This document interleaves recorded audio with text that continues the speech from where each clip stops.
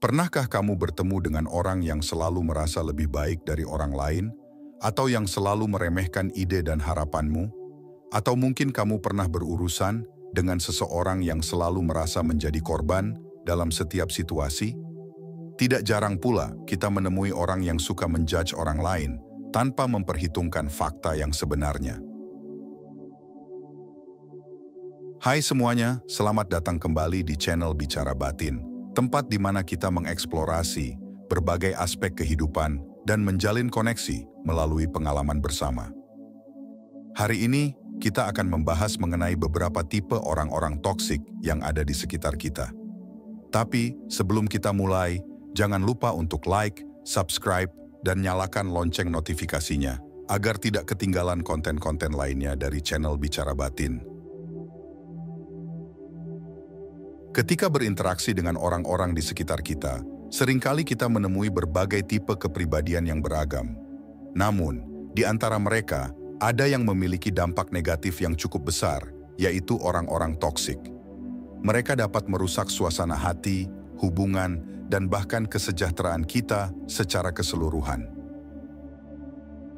Berikut beberapa tipe-tipe orang toksik yang ada di sekitar kita. Simak video sampai habis agar kamu memahami seperti apa tipe-tipe orang toksik yang sering kita temui di sekitar kita. 1. The Narcissist. Narsisis adalah individu yang cenderung memiliki perasaan berlebihan terhadap diri mereka sendiri.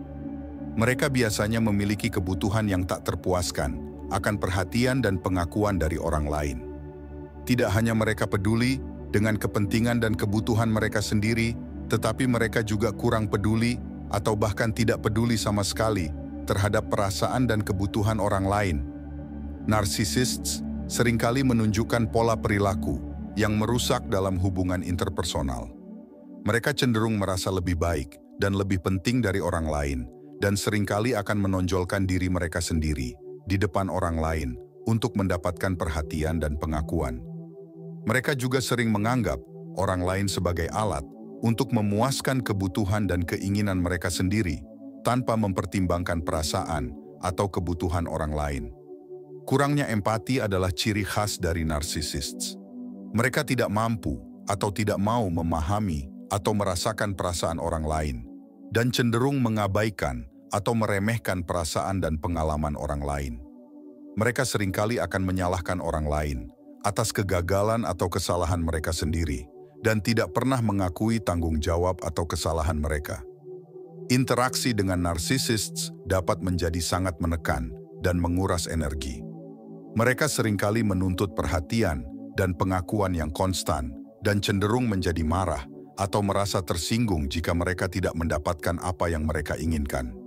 Hal ini dapat menyebabkan hubungan yang penuh dengan konflik dan ketegangan, serta merusak kesejahteraan mental dan emosional orang lain yang berinteraksi dengan mereka.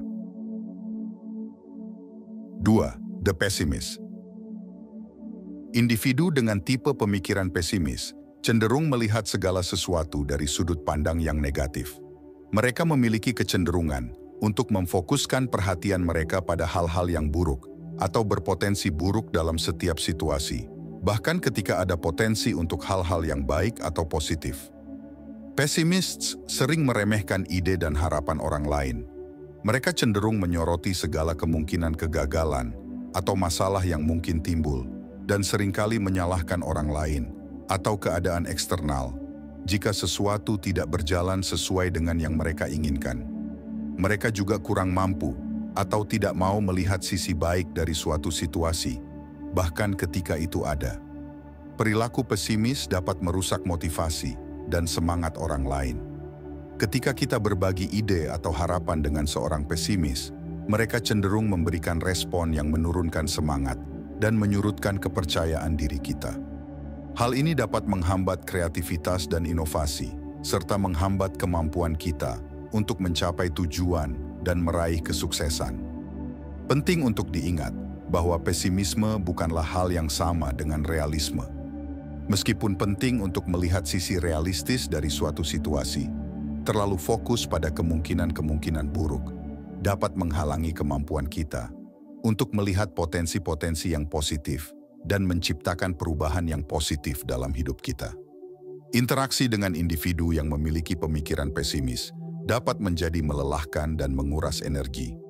Penting bagi kita untuk mengembangkan strategi untuk menjaga semangat dan motivasi kita tetap tinggi, serta untuk melindungi diri kita dari dampak negatif dari pola pikir pesimis tersebut. 3. Victim Queen. Individu dengan tipe Victim Queen cenderung memiliki kecenderungan untuk selalu merasa menjadi korban dalam setiap situasi.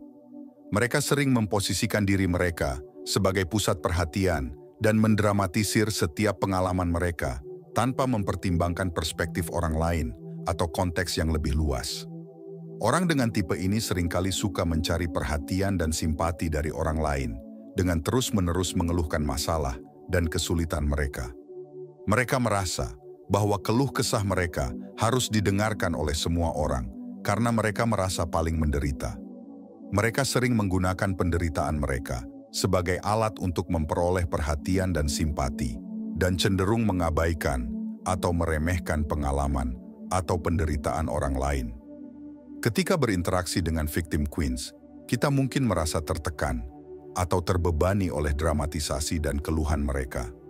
Mereka cenderung menarik perhatian dan energi kita dengan terus-menerus memperbincangkan masalah dan kesulitan mereka, tanpa mencari solusi atau mengambil tanggung jawab atas keadaan mereka sendiri. Penting untuk diingat bahwa tidak ada yang dapat membuat kita menjadi korban, kecuali diri kita sendiri. Meskipun penting untuk mengakui dan memproses pengalaman kesulitan kita, terus-menerus memposisikan diri sebagai korban tidak akan membantu kita untuk tumbuh dan berkembang sebagai individu. Dalam menghadapi individu yang memiliki tipe victim queen, penting bagi kita untuk memperkuat batasan-batasan kita dan mengembangkan kemampuan untuk mengelola interaksi dengan mereka secara sehat. Hal ini dapat meliputi mengajukan pertanyaan yang mengarah pada solusi, membatasi waktu interaksi dengan mereka, atau bahkan menghindari interaksi yang tidak perlu jika memungkinkan.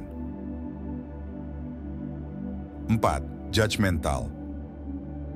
Orang dengan tipe judgmental cenderung suka menilai dan menyimpulkan tentang orang lain tanpa mempertimbangkan fakta yang sebenarnya. Mereka seringkali membuat asumsi dan kesimpulan yang tidak berdasar, yang dapat merugikan orang lain dan menciptakan konflik dalam hubungan interpersonal. Judgmental individuals seringkali terjebak dalam pola pikir hitam putih, di mana mereka melihat dunia dalam kategori biner benar dan salah. Mereka cenderung menilai orang lain berdasarkan prasangka dan stereotip, tanpa memberikan kesempatan bagi individu tersebut untuk menunjukkan siapa mereka sebenarnya.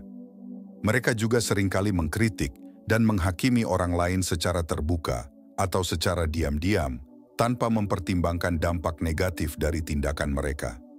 Interaksi dengan individu yang memiliki sikap judgmental dapat menjadi sangat menekan dan mengurangi rasa percaya diri.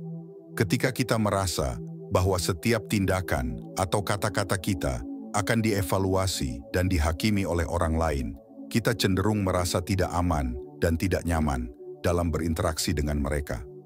Hal ini dapat menghambat komunikasi yang terbuka dan jujur, serta merusak hubungan interpersonal yang sehat. Penting untuk diingat bahwa setiap orang memiliki pengalaman dan latar belakang yang unik, dan kita tidak selalu dapat memahami atau menghakimi orang lain berdasarkan penilaian kita sendiri. Daripada mengasumsikan atau mengkritik orang lain, penting bagi kita untuk berusaha memahami perspektif mereka dan berkomunikasi dengan cara yang terbuka dan penuh pengertian. Dalam menghadapi individu yang memiliki sikap judgmental, penting bagi kita untuk tetap tenang dan tidak terbawa emosi. Kita dapat mencoba untuk mengajukan pertanyaan yang mengarah pada pemahaman, serta mengkomunikasikan perasaan dan perspektif kita dengan jelas dan tegas. Selain itu, memperkuat batasan-batasan kita dan menghindari terlibat dalam perdebatan yang tidak produktif juga dapat membantu kita untuk melindungi diri dari dampak negatif dari perilaku judgmental tersebut. Bergantung pada interaksi dan keadaan, Kita mungkin akan menemui lebih dari satu tipe toksik dalam satu individu. Misalnya, seseorang dapat menjadi kombinasi dari narsisis dan judgmental, atau pesimis dan victim queen. Pengenalan terhadap tipe-tipe ini penting untuk dapat mengidentifikasi pola perilaku yang merugikan dan membatasi dampak negatifnya dalam kehidupan kita. Terkadang, menghindari orang-orang toksik sepenuhnya mungkin tidak selalu memungkinkan, terutama jika mereka adalah bagian dari lingkungan kerja atau keluarga kita. Namun, dengan mengenali ciri-ciri dan pola perilaku dari tipe-tipe orang toksik ini, kita dapat belajar untuk menetapkan batasan yang sehat dalam interaksi kita dengan mereka, serta mengembangkan strategi untuk melindungi diri dari dampak negatifnya. Penting untuk diingat bahwa kita memiliki kendali atas cara kita bereaksi terhadap orang-orang toksik di sekitar kita. Dengan memahami tipe-tipe ini dan memperkuat batasan-batasan kita, kita dapat menjaga kesehatan mental dan emosional kita, serta membangun hubungan yang lebih positif dengan orang-orang di sekitar kita. Sampai jumpa pada episode berikutnya di channel Bicara Batin. Tetaplah terinspirasi, teruslah berkembang, dan tetaplah mencintai diri sendiri. Terima kasih sudah menonton. Terima kasih atas dukungan dan kesetiaanmu untuk tetap menonton channel ini. Semoga harimu penuh dengan kebahagiaan dan kedamaian.